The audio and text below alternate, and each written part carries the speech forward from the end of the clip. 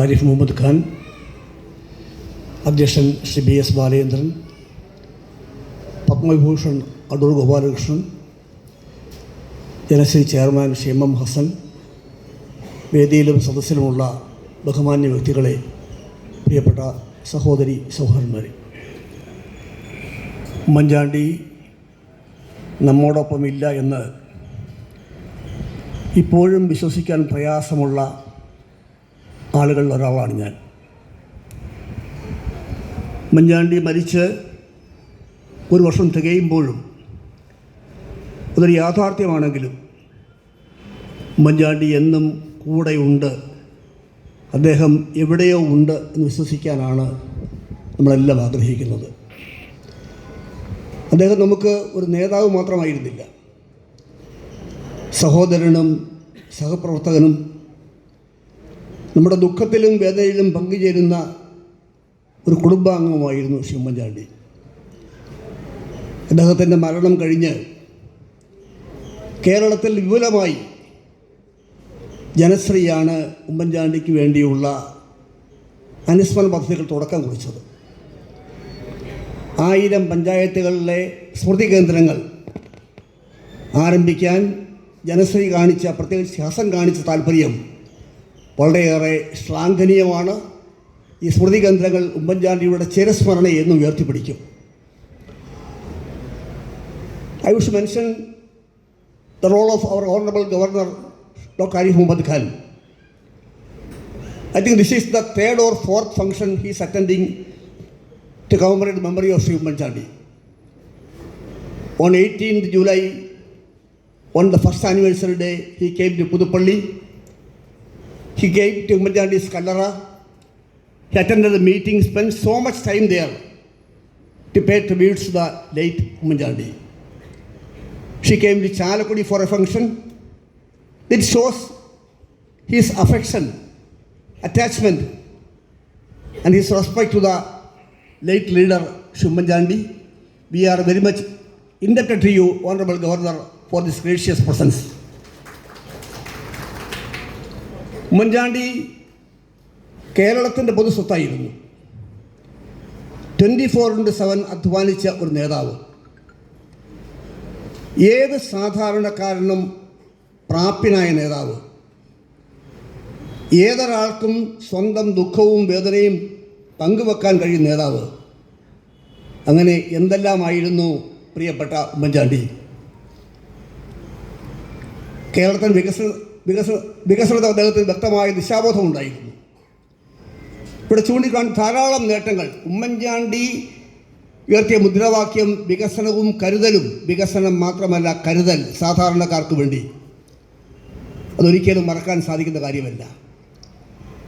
വികസന പദ്ധതികളുടെ പരമ്പര ആരംഭിക്കാൻ അദ്ദേഹത്തിന് സാധിച്ചു. അവസാനത്തെ കണ്ണിയാണ് വിഴിഞ്ഞം തുറമുഖം. ഉമ്മൻചാണ്ടി എന്ന മുഖ്യമന്ത്രിയുടെ ഇച്ഛാശക്തി ഇല്ലായിരുന്നെങ്കിൽ ഒരു സംശയവും വേണ്ട, വിഴിഞ്ഞം യാഥാർത്ഥ്യമാവുകയില്ലായിരുന്നു. വിഴിഞ്ഞത്ത് പല തലവട്ടന്മാരുണ്ട്, അവകാശവാദങ്ങളൊക്കെ ഉണ്ട്, ഞാനൊന്നും കടക്കുന്നില്ല. പക്ഷേ ഉമ്മൻചാണ്ടി എന്ന മുഖ്യമന്ത്രിയുടെ തീരുമാനമാണ്. അദ്ദേഹം ക്യാബിനറ്റിൽ പറഞ്ഞു, നൗ ഓർ നെവർ, ഇപ്പോഴില്ലെങ്കിൽ വിഴിഞ്ഞം ഉണ്ടാകാൻ പോകുന്നില്ല. കാരണം കുളച്ചലിന് വേണ്ടി തമിഴ്നാട് ഗവൺമെൻറ് ശക്തമായി ചരട് വലിക്കുന്നു. വിഴിഞ്ഞം ഇല്ലാതെ പോയാൽ കുളച്ചൽ യാഥാർത്ഥ്യമാകും, വിഴിഞ്ഞം ഒരിക്കലും ഉണ്ടാകാൻ പോകുന്നില്ല.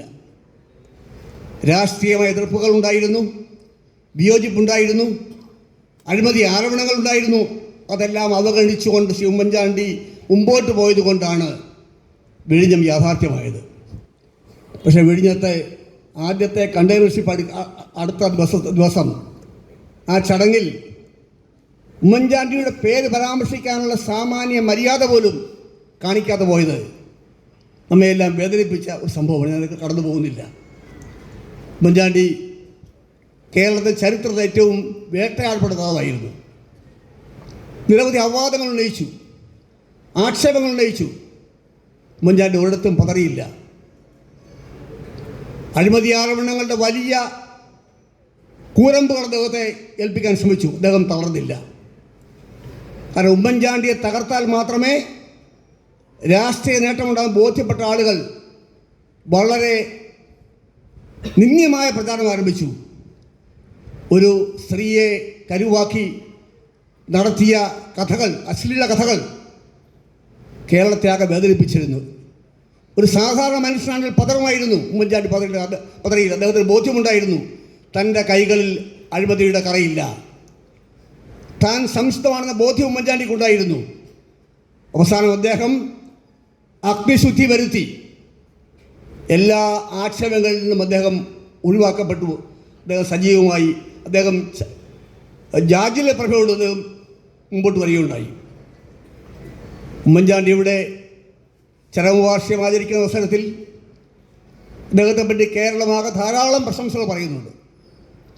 അദ്ദേഹത്തെ വേട്ടയാടിയവരും അപമാനിച്ചവരും ലജ്ജാകരമായ അശ്ലീല നാടകങ്ങൾക്ക് തിരക്കഥ എഴുതിയവരും അവരൊക്കെ പറയുന്ന നന്ദി വാക്ക് കേൾക്കുവാൻ, പ്രശംസാ വാക്ക് കേൾക്കുവാൻ ഉമ്മൻചാണ്ടി ഇല്ലെങ്കിലും അദ്ദേഹത്തിൻ്റെ ആത്മാവധി കേട്ട് സന്തോഷിക്കുന്നുണ്ടാവും. കാരണം അത് അദ്ദേഹത്തിനുള്ള വലിയ ട്രിബ്യൂട്ടാണ് ഈ നല്ല വാക്കുകൾ. പക്ഷെ ഒരു കാര്യമുണ്ട്, അദ്ദേഹത്തെ പറ്റി ഈ നല്ല വാക്ക് പറയുന്ന ആളുകൾ, പ്രശംസിക്കുന്നവർ, അവർക്ക് ആത്മാർത്ഥതയുണ്ടെങ്കിൽ തങ്ങൾ ചെയ്ത തെറ്റിന് കേരളത്തോട് മാപ്പ് പറയണമായിരുന്നു, എന്നിട്ട് വേണം പ്രശംസ പറയാൻ വേണ്ടി. ആ പ്രശംസയ്ക്ക് ആത്മാർത്ഥതയുണ്ടെങ്കിൽ ഒരു വാക്ക് ഞങ്ങൾ ഖേദിക്കുന്നു പറയാനുള്ള മര്യാദ പോലും അവർ കാണിച്ചിടുന്നതാണ് ഏറ്റവും പ്രയാസമുള്ള കാര്യം. അദ്ദേഹത്തിൻ്റെ വിലാപയാത്ര ഇവിടെ പറഞ്ഞു 40 മണിക്കൂറാണ്. 19 രാവിലെ 8 മണിക്ക് ജഗതിയിൽ നിന്ന് ആരംഭിച്ച് 20 അർദ്ധരാത്രി 11:50 കല്ലറയിൽ ആ വിലാപയാത്ര എത്തിയത്. 10,000 നൽകിയ കണ്ണുനീരിൽ കുതിർന്ന യാത്ര ഇപ്പം നമ്മളെല്ലാം കണ്ടതാണത്. കണ്ണുനീരിൽ കുതിർന്ന ജനസഹസ്രങ്ങൾ, പൂഴി നുള്ളിയിട്ടാൽ തീരാത്ത രീതിയിലാണ് ജനങ്ങൾ തടിച്ചു കൂടിയത്. കേരളം നൽകിയ ഏറ്റവും വികാര വായ്പുള്ള, ഈ നാടിൻ്റെ ചരിത്രത്തിൽ ഇന്നലെ വരെ ഉണ്ടാകാത്ത, നാളെ ഉണ്ടാകാൻ ഇടയില്ലാത്ത ഒരു യാത്രയപ്പാണ് കേരളം ഉമ്മൻചാണ്ടിക്ക് കൊടുത്തത്. അതാണ് ഉമ്മൻചാണ്ടിയോട് കേരളത്തിനോട് സ്നേഹം. നേടിക്കൊണ്ടു പോകുന്നില്ല. ഉമ്മൻചാണ്ടി ആരാണെന്നും ബോധ്യപ്പെടുവാൻ അദ്ദേഹത്തിൻ്റെ മരണം വേണ്ടിവന്നതാണ് ഏറ്റവും ദുഃഖകരമായ യാഥാർത്ഥ്യം. അദ്ദേഹത്തെ ജീവിച്ചിരുന്നപ്പോൾ പലരും തിരിച്ചറിഞ്ഞില്ല. പക്ഷേ മരിച്ചു കഴിഞ്ഞ് മനസ്സിലായി ഉമ്മൻചാണ്ടി ആരാണ്. ജനഹൃദയങ്ങളിൽ ഉമ്മൻചാണ്ടിയുടെ സ്ഥാനം എല്ലാവർക്കും ബോധ്യപ്പെട്ടു. തീർച്ചയായും കാലം എത്ര കടന്നു പോയാലും ഉമ്മൻചാണ്ടി എന്ന ആ സ്വപ്നം, ഉമ്മൻചാണ്ടി എന്ന മനുഷ്യൻ്റെ ഓർമ്മകൾ നമ്മുടെ എല്ലാം മരണം വരെ നമ്മുടെ മനസ്സിലുണ്ടാകും.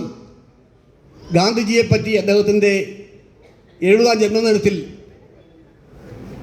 ആൽബർട്ട് ഐൻസ്റ്റൈൻ പറഞ്ഞൊരു വാചകം ഓർക്കുകയാണ്: generations to come it may will scarce believe that such a man as this one ever in flesh and blood was walked upon this earth. തലമുറകൾ പിന്നിടുമ്പോൾ ഇതുപോലെ ഒരു മനുഷ്യൻ മാംസത്തിലും ജീവിച്ചിരുന്നു പറഞ്ഞാൽ വിശ്വസിക്കാൻ പ്രയാസമാണെന്നാണ് ഗാന്ധിജിയെ പറ്റി ആൽബർട്ട് ഐൻസ്റ്റൈൻ പറഞ്ഞത്. ഉമ്മൻചാണ്ടിക്കും ആ വാക്കുകൾ അനുയോജ്യമാണ്. ഉമ്മൻചാണ്ടിയെപ്പോലെ ത്യാഗധനനായ, നിസ്വാർത്ഥനായ, സ്വന്തം സുഖസൗകര്യങ്ങൾക്ക് അല്പം പോലും വില കൊടുക്കാതെ ജനങ്ങൾക്ക് വേണ്ടി ജീവിച്ച ഒരു മനുഷ്യൻ അദ്ദേഹം ഭൂമിയിലുണ്ടായിരുന്നു പറഞ്ഞാൽ നാളെ വിശ്വസിക്കാൻ പ്രയാസമായിരിക്കും. ഉമ്മൻചാണ്ടിയുടെ ഓർമ്മകൾക്ക് മുന്നിൽ ശിരസ് നമിക്കുന്നു, ആദരാഞ്ജലി അർപ്പിക്കുന്നു. നന്ദി, നമസ്കാരം.